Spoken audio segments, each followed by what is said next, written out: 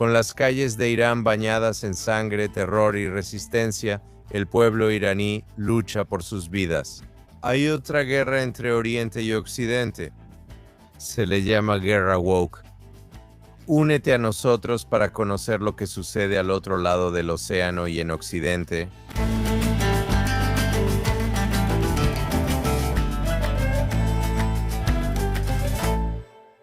Caris Ria, es un placer tenerte aquí en Al-Shaq Al-Ausatlana, que en árabe significa nuestro Medio Oriente. Eres una invitada muy especial, de las primeras que hemos tenido, que viene no solo del Medio Oriente, sino también de Occidente. Así que estamos aquí, estamos tomando la guerra de yihad islámica, ideológica y motivada religiosamente, y de hecho la vamos a llevar a Occidente, porque hay otra guerra en marcha, la guerra woke.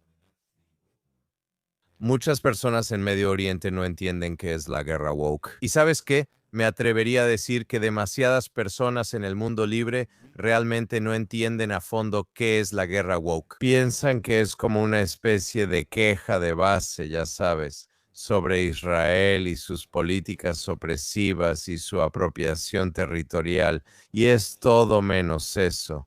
Es muy cargado y violento ideológicamente, por eso estamos contentos de tener aquí. Estás escribiendo un libro sobre esto, eres uno de los líderes jóvenes y activistas más reconocidos, un experto en este tema, así que estoy encantado de, sabes, que nos ayudes a entender mucho más profundamente lo que está sucediendo en Estados Unidos y en todo Occidente. De la derecha a la izquierda, porque te enfocas tanto en la derecha política como en la izquierda. Ayúdanos a entender esta guerra woke. Sí, bueno, muchas gracias por invitarme. Antes que nada, realmente es un placer estar aquí contigo, El placer es nuestro. sobre todo en Israel y Tierra Santa. Llegué anoche y aún me afecta el desfase horario. Como dijiste, mente enfocado en la izquierda y la derecha, pero cada vez más en la derecha. Durante la última, diría, década o dos, he estado tratando de combatir el antisemitismo tal como se manifiesta en los espacios progresistas e islamistas. Como bien sabes, se superponían, ¿verdad? Teníamos lo que se conocía como la Alianza Rojo-Verde, los islamistas antiliberales uniéndose con los progresistas liberales por un enemigo común, por su odio mutuo hacia Occidente, hacia los valores judeocristianos, los valores bíblicos, el capitalismo y Estados Unidos. Pero cada vez más, en los últimos años, personalmente he visto el mismo tipo de política de identidad basada en agravios y antisemitismo surgir dentro de mi propio grupo. Me identifico como una orgullosa conservadora maga y he notado que bajo la bandera de América Primero, y no soy la única que lo ha notado. Hemos visto algunos actores bastante siniestros, algunos que han aparecido de la nada, otros que han estado presentes desde hace tiempo, y antes simplemente parecían actuar de buena fe. Conservadores que en realidad están utilizando muchas de las mismas tácticas que la izquierda progresista y se están aliando con yihadistas o islamistas.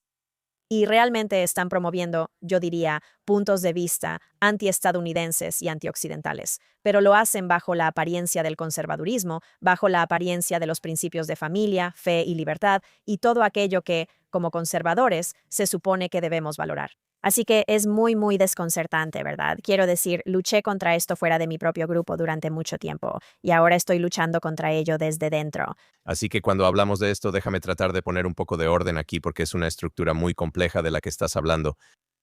Dentro del campo conservador, bajo la bandera de hacer a América grande de nuevo, MAGA. Este antisemitismo, este wokeismo, el antisemitismo surge de una impulso de judeofobia, anti-israelismo, o es principalmente antioccidental, que luego se convierte en una postura anti-Israel debido a la aparente fuerte conexión entre el presidente Trump, el primer ministro Netanyahu, Israel y Estados Unidos. ¿Cuál es el impulso que alimenta este tipo de wokeísmo guión antisemitismo? Si me atreviera a hacer esa conexión. No creo que exista un solo impulso. Creo que hay varios factores que se han unido para llegar a este momento actual. Por ejemplo, tuvimos recientemente la pandemia de COVID. Durante 4 años, los conservadores fueron censurados, silenciados y llamados teóricos de la conspiración solo por cuestionar, por ejemplo, si el COVID provenía de un laboratorio en Wuhan. O al comentar sobre el escándalo de Russiagate, ¿verdad? El engaño liberal de que Trump era un agente ruso, ¿cierto? Y nosotros descubriendo eso. Eso en realidad fue una campaña siniestra de Obama y Clinton para espiar al presidente y hacer parecer que estaba coludiendo con los rusos.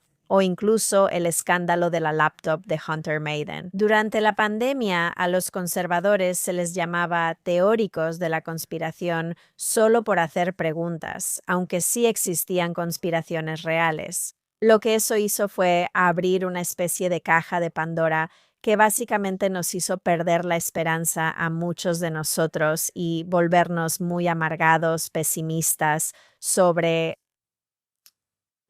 la sociedad, sobre la política, y nos hizo más conspiranoicas al pensar, porque como mencioné, nos llamaban así por señalar conspiraciones reales. Reaccionamos abrazando esa etiqueta y dijimos, está bien, seremos teóricas de la conspiración porque después de tanto tiempo silenciadas, ¿verdad? Todas las redes sociales nos censuraban, ¿verdad? Twitter y TikTok y maravillosas doctoras y científicas fueron silenciadas. Y creo que todo eso allanó el camino para un conspiracionismo que se presta al antisemitismo. Quien conoce algo de antisemitismo sabe que principalmente es una conspiración. Así que muchos conservadores, especialmente los más jóvenes de 20 o 30 años que están en línea, son muy susceptibles a cualquier tipo de idea conspirativa sobre la política o la cultura. Así que ahora tienes estos libelos de sangre reciclados contra los judíos que se están propagando como un incendio forestal. Así que yo diría que esa es una razón por la que vemos este aumento en el antisemitismo. Y creo que eso definitivamente va de la mano con una especie de wokeismo en la derecha, porque al mismo tiempo también tienes otra cosa sucediendo que es un movimiento reaccionario contra la izquierda. Entonces, el wokeísmo se basa en una jerarquía interseccional donde los opresores están arriba y los oprimidos abajo. Todos pueden dividirse en un grupo según esta jerarquía. Y no importa cuáles sean las circunstancias individuales, si eres negro, inmediatamente eres el oprimido. Si eres blanco, inmediatamente eres el opresor. Así organiza la izquierda las sociedades desde la perspectiva del wokeísmo. Bueno, cuando a los conservadores durante tanto tiempo se les ha dicho que son racistas y tóxicos y supremacistas blancos solo por ser blancos o conservadores, o hombres o cristianos. Entonces va a haber algún tipo de reacción ante eso y el péndulo se moverá en la otra dirección. Jordan Peterson advirtió sobre esto cuando todos serán vigilados por sus pronombres y los jóvenes blancos demonizados, dijo el Dr. Peterson. Esto va a crear un movimiento identitario espejo en la derecha, y eso es lo que estamos viendo hoy. ¿Rechazan a la izquierda con la misma fuerza con la que rechazan a Israel?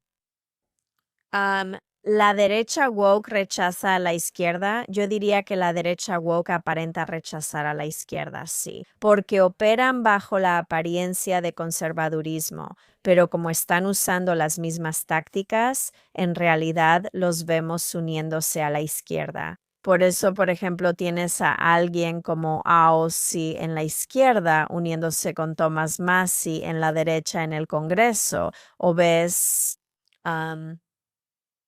Ana Kasparian en la izquierda va al programa de Tucker Carlson en la derecha. Tienes todas estas alianzas formándose por agravios y políticas de identidad. Y por eso les llamamos la derecha woke, porque no están en la izquierda y aún así reflejan a la izquierda. Y están encontrando una causa común con la izquierda. Pero la causa común, me parece, es principalmente Israel y los judíos. Porque en cuanto a la inmigración, la izquierda y la derecha son muy diferentes. En cuanto a los derechos de las minorías, también son muy diferentes. ¿Dónde encuentran una causa común? Sí, así que creo que es principalmente en Israel y los judíos, pero no es exclusivamente así. Por ejemplo, justo esta semana tuvimos a Tucker Carlson, Creo que fue esta semana o hace unas semanas, leí sobre eso. Ayer tuvimos a Tucker Carlson en el boletín. De hecho, criticando duramente a ICE por sus tácticas violentas contra los manifestantes, esta es una perspectiva muy de izquierda que él promovía, y muchos conservadores encontraron más razones para creer que Tucker ya no es parte del movimiento conservador. No es solo Israel. Hay muchos otros momentos en los que ves este tipo de izquierdismo infiltrándose en esta supuesta visión del mundo conservadora. De nuevo, todo se basa en resentimiento y victimismo. No se basa en ningún tipo de principios legítimos ni valores objetivos que uno pueda prever para una sociedad próspera. ¿Sabes lo extraordinario de lo que estás diciendo? Es que Tucker Carlson hoy en día es una fuente de formulación de políticas para la comunidad de Washington tanto como cualquier otra fuente. Y quiero decir, aunque estoy basado en Israel, pero viajo a donde tú estás, de donde eres, Washington, D.C. Estamos escuchando de asistentes legislativos, de jefes de gabinete, que los medios, las redes sociales y todo eso tienen aún más influencia. Así que Tucker Carlson, él define la agenda a la que responde la comunidad encargada de hacer políticas. Y es que, ya sabes, cuando hablamos de él parece que se está aislando cada vez más y más y más en la derecha. Toma el ejemplo de ICE que acabas de mencionar, es extraordinario, ¿verdad? Que ellos ahora se percibiría como antiley y antiaplicación contra la inmigración ilegal, ¿Verdad? pero ¿cómo deberíamos considerar a Tucker Carlson? ¿Es él tan convencional como sugiere la narrativa de algunas personas? ¿Lo es o realmente lo es? ¿Aún es un caso aislado? No, creo que alguna vez sí fue parte de la corriente principal en términos de la derecha populista, especialmente durante la pandemia. Incluso para mí, Tucker Carlson fue un salvavidas. Escuchaba sus monólogos todos los días a las 5 p.m. en la sala de mis padres durante los primeros 5 meses de la pandemia. Y creo que realmente reflejaba muchas de las preocupaciones que los conservadores trumpistas, los conservadores populistas, tenían cada vez más. Pero una vez que salió de Fox, e incluso diría que un poco antes de que empezara, comenzó a elegir temas que no solo no atraen tanto a los conservadores, pero parecen estar enfocados únicamente en Israel o simplemente son completamente irrelevantes para los problemas reales con los que los estadounidenses están luchando. Y cada vez más ha tomado una postura cada vez más audaz sobre la política exterior, donde, una vez más, parece que ni siquiera está del lado conservador. Hizo todo un episodio elogiando a Nicolás Maduro en Venezuela, porque aparentemente no hay personas trans en Venezuela, y reprime los derechos LGBT, lo cual aparentemente es muy de izquierda, ¿Verdad? ¿verdad? Sí, lo interesante de eso es que creo que sí, hay algunas formas de entender ideológicamente a Tucker Carlson. Necesitamos entender que Tucker Carlson no es un conservador, excepto en ciertos temas sociales que se alinean con su fe, por ejemplo, el aborto, la ideología trans, temas LGBT. Exacto, él sigue siendo muy conservador de manera clásica en esos temas, pero en ningún otro tema está alineado con el estadounidense conservador común. Y ciertamente no con nadie en la administración de Trump que realmente esté implementando políticas de acuerdo con la doctrina de Trump. Si revisas las opiniones de Tucker sobre economía, política exterior, inmigración y comercio, ahora suena cada vez más como los izquierdistas que antes criticaba fuertemente, y aún así dice que está de nuestro lado. Entonces, ¿todavía tiene el mismo tipo de influencia en la élite de Washington que tenía antes? Bueno, no creo que tanto. O sea, primero que nada, ya no vive en Washington, D.C., pero definitivamente sigue haciendo sus visitas regulares a la Casa Blanca. Hasta donde sé y me han contado personas cercanas, esto es por petición de J.D. Vance. Y Trump es muy cortés, pero en gran parte lo ignora. Ahora, no puedo asegurártelo, pero esto es solo lo que he escuchado en DC. Creo o espero que cada vez más personas en DC se están dando cuenta de que Tucker no está de nuestro lado y por eso ya no le prestan atención.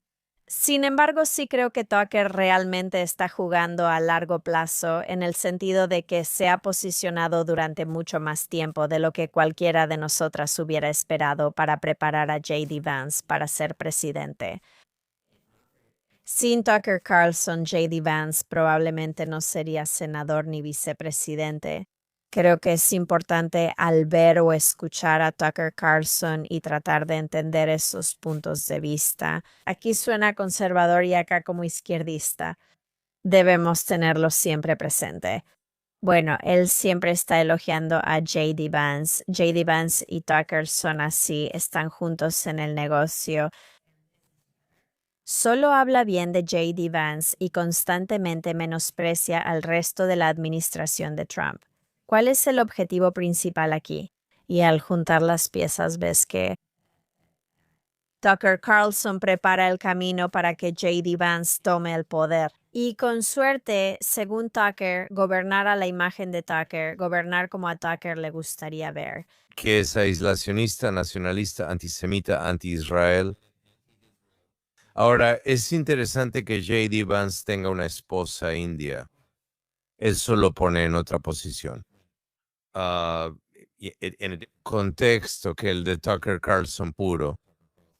ah, ah, Contexto, quiero decir la visión del mundo de Tucker Carlson puro. Sobre el otro, Bueno, no estoy segura. Mira, no necesariamente caracterizaría a Tucker Carlson como un groyper, ¿verdad?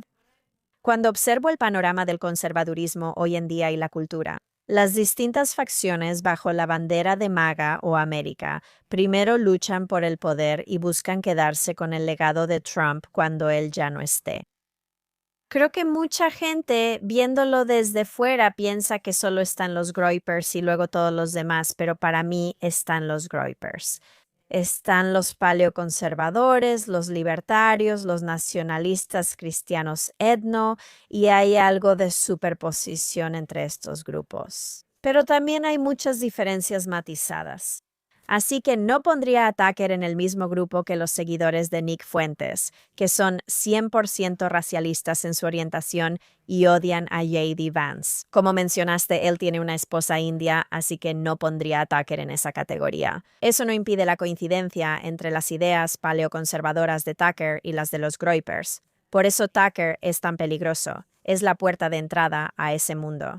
Y él invita a esas facciones radicales y viscerales de la derecha a la conversación con la esperanza de normalizarlas. Pero Tucker en realidad está en la frontera de ambos mundos, así que puede salirse con la suya apelando tanto a los groypers como a los post-liberales del ámbito de J.D. Vance.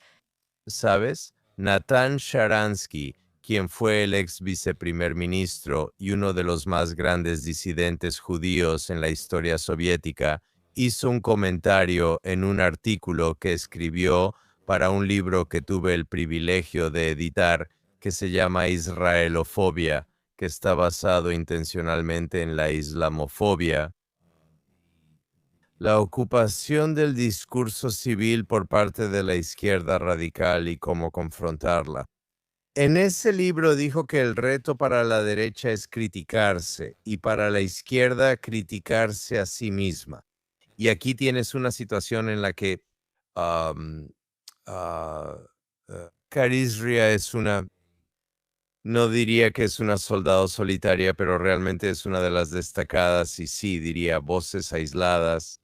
Lo que me pregunto es, ¿dónde están las principales voces políticas del mainstream y otras voces, ya sabes, en la comunicación, en el discurso mediático, que realmente señalarían, ya sabes, con millones de seguidores, que señalarían el Tucker Carlsonismo, porque es un fenómeno peligroso que de alguna forma no tiene respuesta? ¿Verdad? Bueno, primero que nada, gracias, pero creo que me estás dando demasiado crédito. Realmente hay un gran grupo de conservadores en el país muy preocupados por esto y que ya lo han comentado.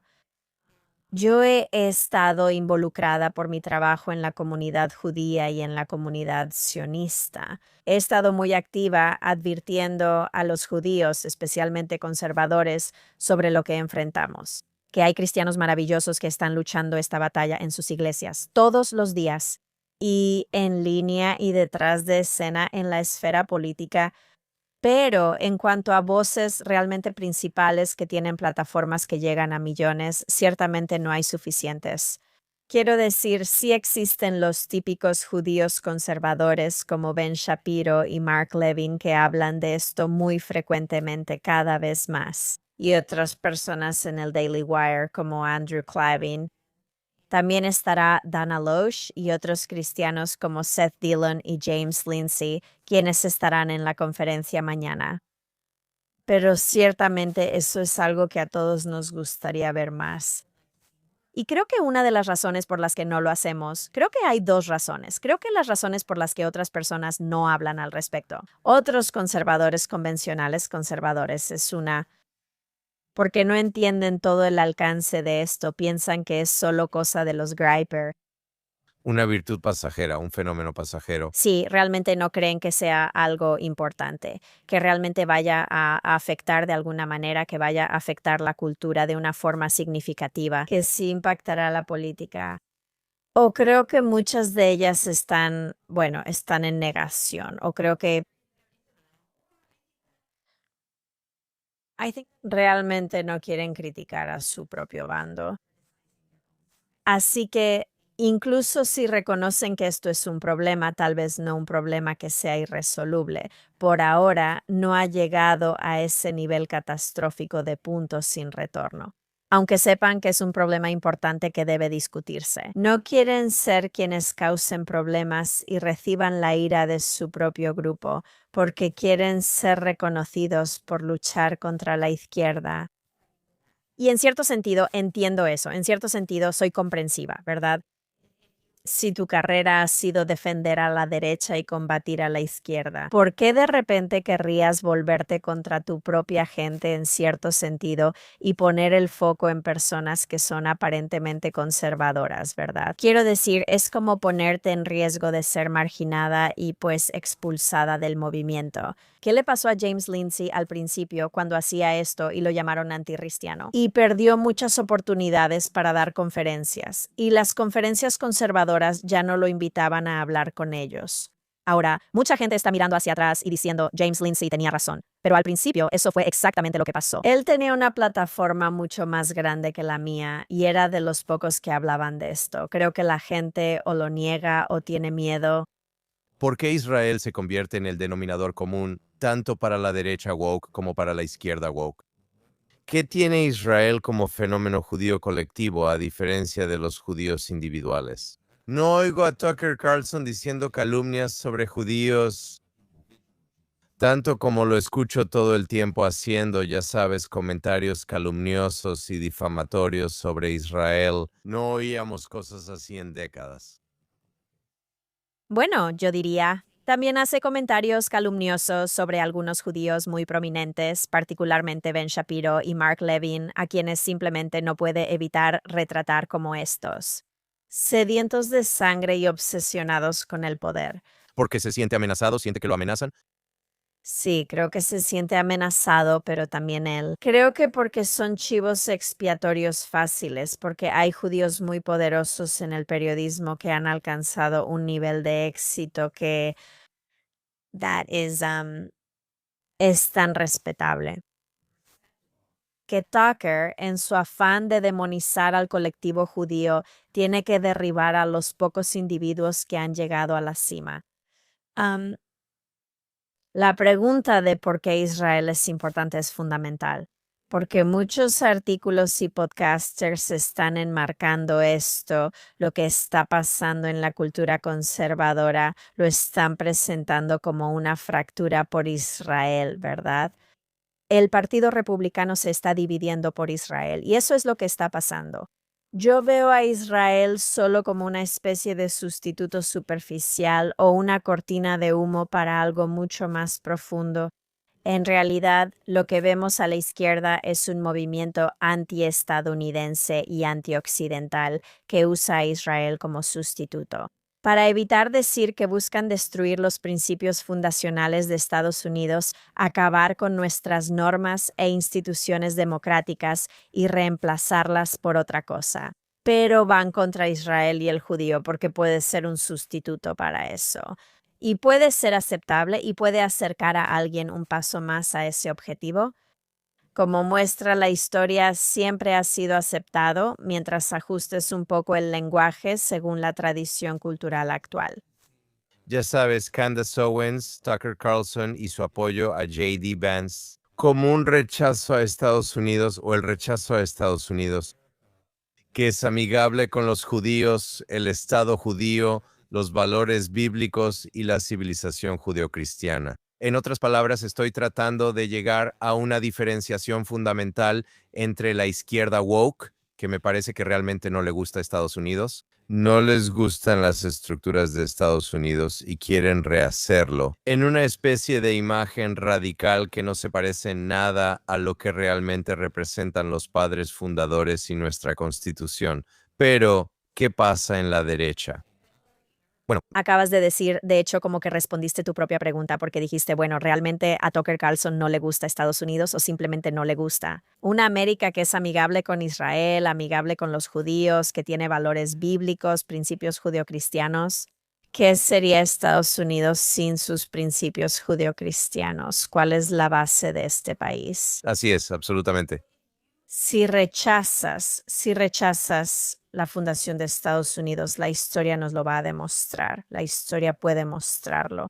Estábamos estrechamente relacionados con el monte Sinaí, los 10 mandamientos y Moisés. Así fue como nuestros padres fundadores esto llevaron consigo. Cuando estaban construyendo América con la imagen que creían que sería pura, próspera, humana, moral e igualitaria. Recurrieron a raíces judeocristianas para construir esa América. Así que si no crees en esa América, básicamente crees en un país diferente. Quizás se llamaría América, pero solo de nombre, no lo sería realmente en la práctica, que es lo mismo que la izquierda. La única diferencia es que la izquierda es muy obvia y muy directa.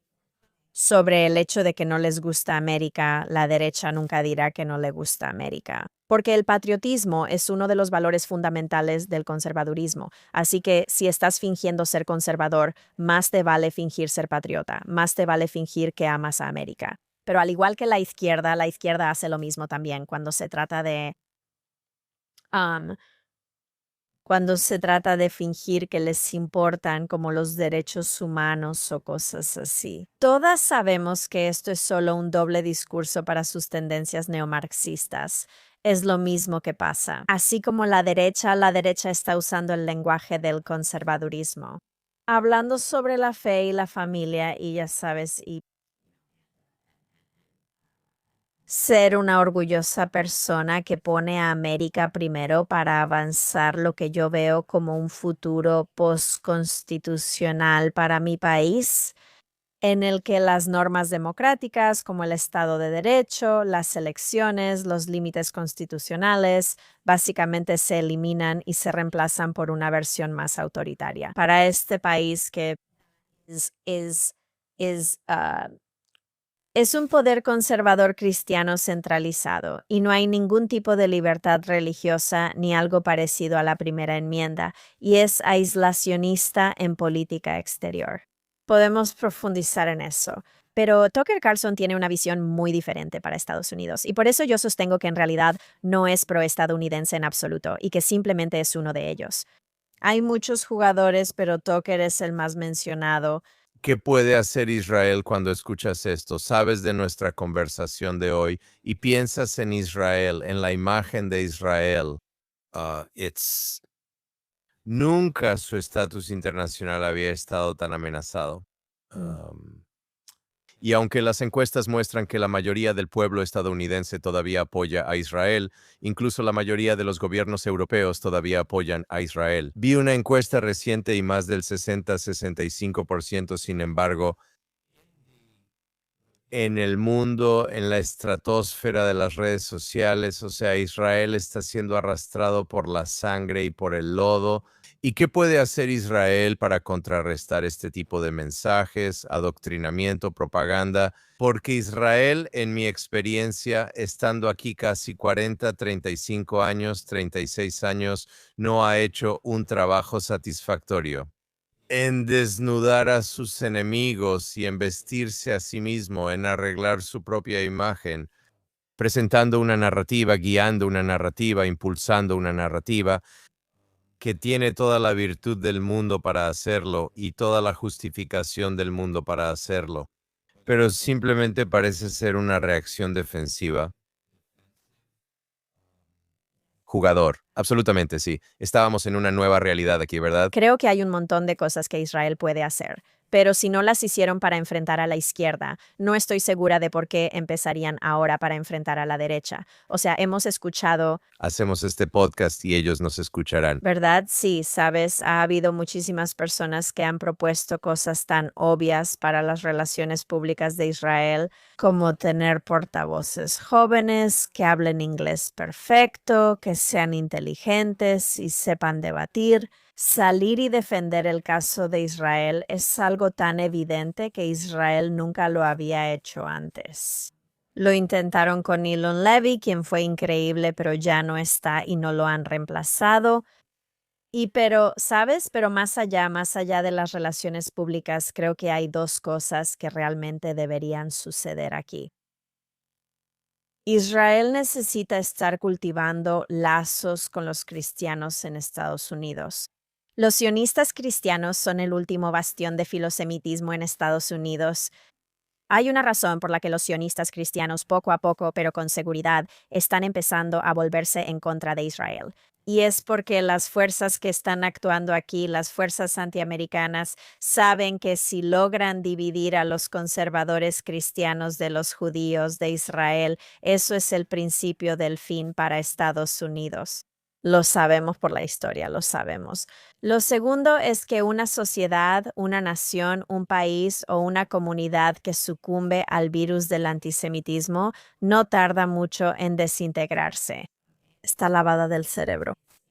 Es un suicidio absoluto para cualquier sociedad. Y las personas que nos odian lo saben, los islamistas lo saben, los rusos lo saben, los chinos lo saben. Ellos saben que si pueden explotar las divisiones que existen en Estados Unidos sobre Israel o los judíos, pero amplificarlas, volverlas un arma y hacerlas comunes para normalizarlas. Que esto puede debilitar a Estados Unidos y hacernos tremendamente vulnerables ante aquellos que buscan nuestra destrucción. Así que creo que es increíblemente importante que se cultiven las relaciones con los sionistas cristianos. Hay grupos maravillosos que hacen esto. La Fundación Aliados de Israel y Israel 365 aquí en Israel, pero necesitamos muchos más de ellos. El Centro de Jerusalén para la Seguridad y Asuntos Exteriores está produciendo, junto con otra organización, el primer Congreso Sionista Judío Cristiano de la historia. Fantástico, Nashville en febrero, a mediados de este año, el primero de la historia. Tenemos un programa sólido para acercarnos a las principales comunidades sionistas cristianas en Estados Unidos. De 80 a 90 millones de personas y mucha gente no sabe que hay 700 millones de sionistas cristianos en todo el mundo, así que estamos muy alineados contigo en eso. Y también lo está este gobierno israelí y la oposición. Casi todos han cambiado completamente su postura hacia los sionistas cristianos, acercándose e integrándose con ellos. Queremos crear reconocimiento para un cristiano, un sionista, como una minoría legítima y absoluta dentro de Israel. Y así que no es solo. Muchas gracias por apoyar a Israel. Manden dinero. Shabbat Shalom. Seguiremos adelante para hacerlos socios reales, ya que el 99% de los sionistas en el mundo no son judíos. Bueno, sí, y porque dijiste qué puede hacer Israel en esta lucha. Al final del día van a ser los cristianos quienes muevan la aguja hacia la derecha, no van a ser los judíos. Israel puede fomentar esas relaciones y apoyar a los cristianos para lograrlas. Y creo que hay algo más que pueden hacer. Siento que esto solo será recortado y solo voy a hacer, ya sabes, alguien va a poner algo como, va a decir, oh, aquí está esta judía sionista admitiendo que Israel tiene que infiltrarse, ya sabes, en comunidades cristianas conservadoras para tratar de como mover los hilos o controlar el mundo. Lo sé, puedo imaginar que algo así ocurra. Te doy una analogía. Después de la Guerra Fría y también durante esta por parte de los soviéticos. Y Trevor Loudon realmente habla mucho sobre esto. Rusia comenzó una campaña muy dirigida para reconstruir su imagen después de la Guerra Fría, ¿verdad? Porque la Unión Soviética era una entidad de izquierda. Eso se veía muy desfavorable ante los ojos de los cristianos y conservadores en Estados Unidos. Y así Rusia empezó a enfocarse en las comunidades cristianas conservadoras en los Estados Unidos en los años 90, invitándolas a conferencias con agentes de influencia y enviando enlaces. Y básicamente decían, estamos con ustedes, Rusia, ya no somos los mismos de antes, ahora somos cristianos orgullosos. Compartimos sus valores como estadounidenses. Creemos en las familias fuertes y creemos en el orgullo nacional y las comunidades locales, ¿cierto? Y esto ha tenido un impacto tremendo hoy en día sobre por qué ciertas facciones de la derecha, específicamente los paleoconservadores y los espacios libertarios de los Rand Paul y los PAP Buchanans, apoyan a Rusia en la guerra de Ucrania porque creen que Rusia refleja a Estados Unidos en nuestros valores. Han creído las mentiras sobre que Rusia es como un país cristiano orgulloso, lo cual todos sabemos que es ridículo, y creen en las palabras vacías que les han dicho. Así que yo diría, ¿por qué Israel no lo está haciendo? O sea, mira, tal vez sí lo están haciendo, y si lo están haciendo, entonces felicidades, porque no deberíamos saber que lo están haciendo. Si lo hicieron, nadie lo sabría, ¿no? ¿Por qué Israel no podría estar haciendo contrainteligencia? Guerra de información como esta, donde en realidad están haciendo el mismo tipo de operaciones psicológicas en Estados Unidos, donde en realidad están tratando de penetrar comunidades que comparten sus valores y hacer que lo reconozcan, ¿verdad? Porque simplemente no entiendo cómo cuando nos enfrentamos a estos enemigos con estas capacidades increíbles en esta era de guerra de información y del Internet, no entiendo por qué Israel y Estados Unidos, sinceramente, no estarían utilizando las mismas tácticas que han usado nuestros enemigos. Te voy a contar un secreto mientras cerramos el programa y es algo en lo que tenemos que trabajar en Israel. Como ex alto funcionario de seguridad, me compartió poder blando, guerras de información, influencia estratégica, exactamente las áreas del poder estadounidense que derrotaron a la Unión Soviética. Si no se reconoce como problema de seguridad en Israel, no recibe financiamiento, atención ni prioridad. Como Gaza, Siria, Líbano, es decir, las amenazas militares cinéticas tal como las ha entendido cada gobierno de Israel desde su fundación en 1948 o su refundación en 1948, poder blando y operaciones psicológicas y guerra narrativa. Eso debe ser entendido en el establecimiento israelí en el discurso oficial como una amenaza a la seguridad nacional. Cuando recibe esa determinación, el dinero fluye. La prioridad fluye y ahí es donde estamos ahora mismo. Por eso tu voz en la conferencia contra el antisemitismo es muy importante, porque la subestructura ideológica del antisemitismo es este tema de seguridad nacional. Absolutamente. ¿Y puedo decir una cosa más? Por favor, hazlo. Sí, sabes, creo que tienes razón. Estoy completamente de acuerdo contigo. Tiene que ser una amenaza a la seguridad nacional. No quiero ignorar que tratamos con dos naciones aliadas, ¿verdad? Así que no es que no queramos.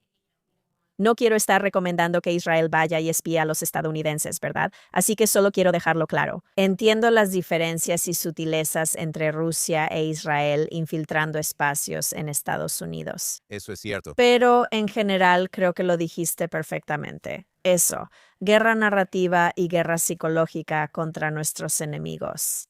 Antes de que lleguen a nuestros aliados, debemos tratarlo porque buscan alcanzarnos a través de ellos. Creo que todos los que ven esto pueden hacer algo. Supongo que es una audiencia específica, corrígeme si me equivoco. Como judíos moderados o conservadores, generalmente hablando, creo que si quieren abordar el antisemitismo en la derecha, necesitamos actualizar nuestro lenguaje y dejar de usar el lenguaje de la izquierda, el mismo lenguaje que usamos cuando intentamos abordarlo en la izquierda. Debemos dejar de usar argumentos como que Israel tiene el desfile del orgullo gay más grande de Medio Oriente o que respeta el derecho internacional. Usamos lenguaje de derechos humanos y justicia social para atraer a liberales y progresistas. Eso no es lo que les importa a los conservadores y ciertamente no es lo que le importa a Majid a los conservadores.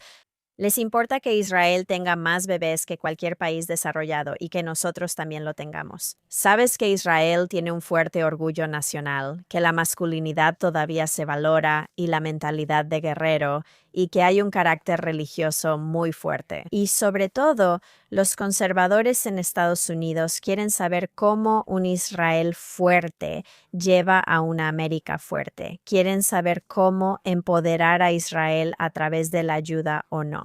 Ya sea que los estés empoderando simplemente dejándolos hacer lo suyo o los estés empoderando a través de asociaciones compartidas y créditos militares y lo que sea. Eso permite que Estados Unidos vuelva a enfocar su atención en el Indo-Pacífico y en nuestra mayor amenaza financiera existencial, que es China, ¿verdad? Porque no podemos estar en todas partes al mismo tiempo. Y si podemos empoderar a nuestros aliados, si confiamos en que vigilen sus regiones y enfrenten a nuestros enemigos comunes, eso realmente salva a Estados Unidos. Tener tropas en el terreno nos ahorra dinero, nos ahorra recursos. Así que creo que si los judíos conservadores y moderados quieren abordar esto dentro de nuestro propio grupo, tienen que empezar a entender realmente qué es lo que les importa a los conservadores populistas de MAGA y trabajar a partir de ahí. Bueno, hay un mensaje. Caris Ria. Por primera vez en 2 años hemos superado nuestro límite de 30 minutos, pero se siente como el podcast más corto que hemos tenido porque ya se acabó. Así que es tan fascinante, tan importante y tan crucial en este momento en particular. Así que gracias por acompañarme y también de parte de Jalida Butamé, mi querido amigo y copresentador. Um, eh, Dejó su lugar esta semana por ti y sé que él también lo va a apreciar mucho. Así que gracias por esta conversación tan importante. Espero que millones de amigos en Occidente escuchen y que esto también llegue al Oriente porque ahí no lo saben y necesitan saberlo. Un Israel fuerte impulsa y fortalece a una América fuerte. Ese es un gran mensaje. Amén, muchas gracias. Realmente aprecio que hayas hablado conmigo. Es un placer. Gracias.